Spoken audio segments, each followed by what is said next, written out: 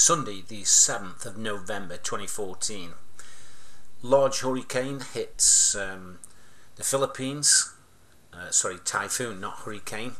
Hagupit. Not as big as the last one, but there's exactly the same similarities as the last time the last hurricane hit.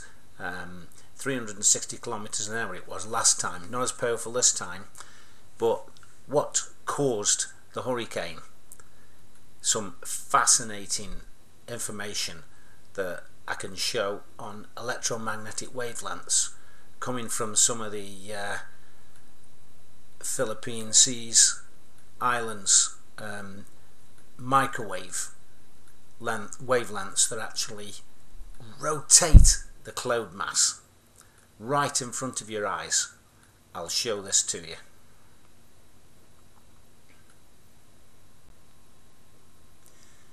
Now, this is two video sections from the CIMSS website. You'll notice this is the first section on the left here is from the 4th, and the other one is going 3 days afterwards. This is takes you to the 6th, this one on the left here. But will you notice that we've got a NEXRAD here and two dish transmitters which are renowned at being involved with the manipulation of the climate, IGS not. However, just take notice of this middle section here. There's the Philippines, and here is the weather front which is coming in to approach the Philippines. So let's play this through. You'll see the microwave section hit up the middle here, and then you see a fast start on the rotation of the I think it's the hurricane that was coming into, maybe not classified as that fast, nowhere near as big as last time. So what we'll do now, we'll look at the next section.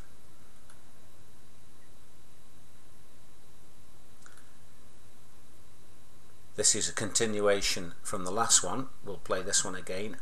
Notice how after that spins faster and faster, there's another hit there that tightens it up in the center and pushes it into the Philippines.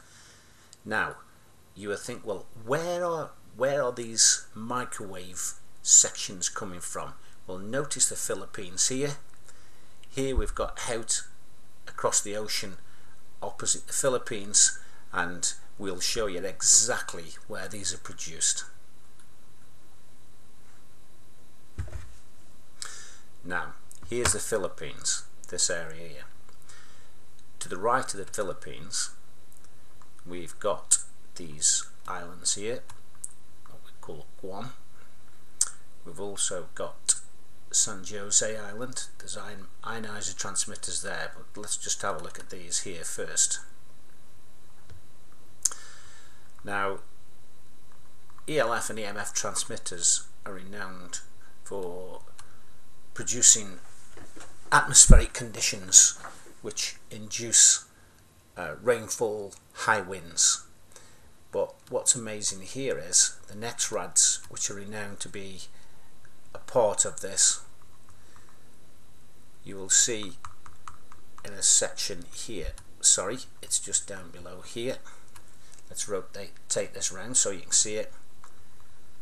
Now these may not appear very big. There are 1, 2, 3, 4, 5, 6, 7, 8, 9, 10, I believe. But if you look down at this, these are cars. So think of the size of this and the power that these transmitters produce. But we're looking at microwave transmitters as well.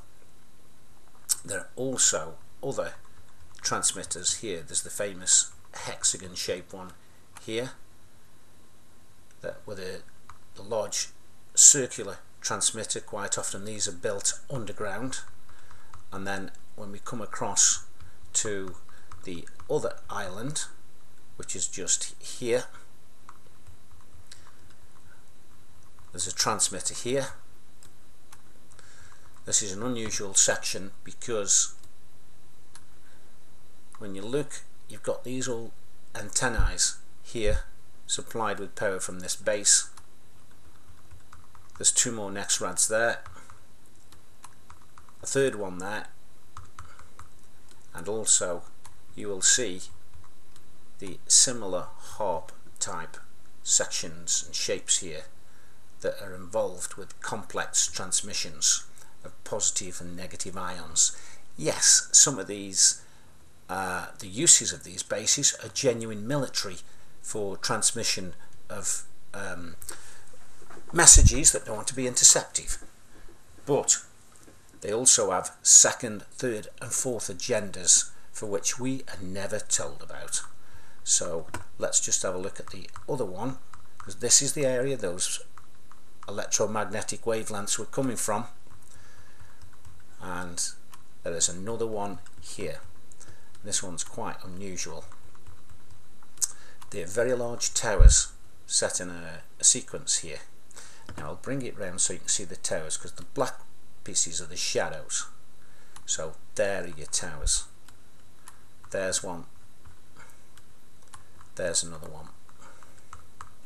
And you've got an array of other complexities of transmitters, 2 larger towers in the middle, and you can see the shadows coming off these towers here. So they're quite tall, normally about 300 feet. There's ones in the Seashells, which I'll show you in a video, which is absolutely incredible. But these, my friends, are definitely manipulating weather fronts, causing hurricanes, rainfall, high winds. Interestingly, it's next to a sewage works, but I'll tell you, the shit isn't there, the shit is here. Now, even further out from this, across the Philippines, there's the Philippines. Those are the 2 islands we've looked at, and here we've got another area where they have transmitters, and this is Wake Island. We go down to here, an airport, US base, 2 next rads there, and another 3 just behind here. So there you have it. And if you want further evidence of what they've been up to, this is absolutely incredible. You've got to see this. Back in 1990, a gentleman called Simon S.K. Chan worked in the Seashells, and he was one of the engineers that was involved in constructing this site. This was only published in May 2013. It's only had 133 hits, but the information it's got here is invaluable to finding things that we need to know about weather manipulation. Yes, part of these were used for a transmitter station, for a radio station, but the power and the energy and the transmitters they've got here, and 2 next rads he shows us up on the Victoria section of the Seashells on top of the hill. Just look at this. And as you can see, we're speeding along. So he's about to show you the transmitters that have been installed out at sea. This is nothing compared to what you're about to see. I'm going to take it further forward to where the major ones are. This was the 1990s technology, and these are the controllers for each of the transmitters inside the area where it was They allow working. us to switch our transmissions to the various aerials that are offshore. So the aerials which are out there, so that's the guts of the workings inside. So now what we're going to see is the other section of the main shafts and masts which are out there.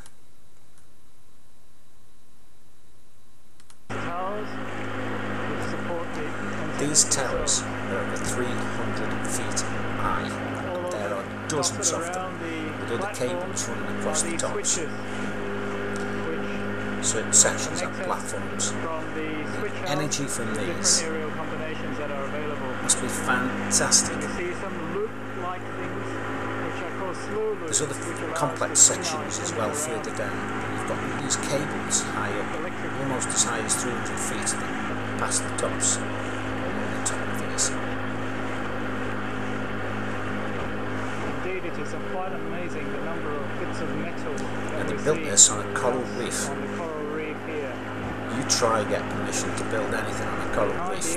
These guys have got dozens and dozens of cables, transmitters, 300-foot towers. Here at the moment, so that's why the picture is vibrating so badly. You see the actual. And in a moment you'll see the complexities of how these transmitters are built. See these little circular ring things? They're Circular rings are showing there. there. Get wider bandwidth on our transmission. So this particular area that I'm looking at, I think. So you've got the picture here. Massive 15 and 17 meg transmission.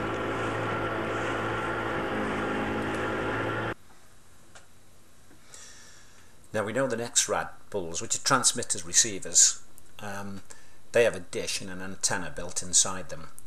He actually now says and admits that the NEXRADs are part of this transmitter system.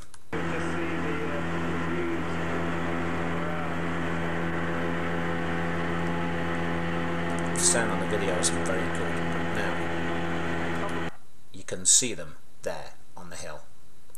One's there on a platform and the other's next to it.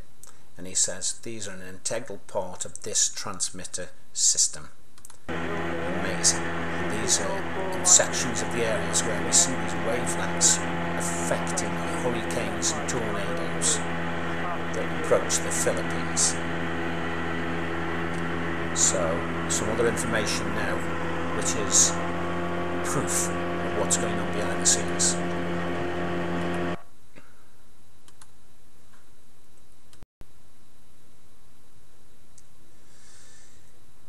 This is the web page for military and aerospace electronics. Intelligent Aerospace Conference and Exhibition, and associated information and companies. But Guam was one of the islands that we looked at. Now these are mentioned here. Look how much is being spent with regards to the data transmission and the funding. There's been millions and millions of pounds spent, but these are all the things like the Honeywell upgrade antenna electronics, satellite control stations, mission control fleet centre, Guam's mentioned again, expand the infrastructure for future fleet of long-range maritime patrol UAVs, Guam, electronic warfare, cat and mouse game continues, Guam. But 73 million to 25.6 million, and on it goes. But these islands, amazing transmission capabilities, yes, for military, but also officially registered as a weapon of war is the weather control equipment, and it's all here.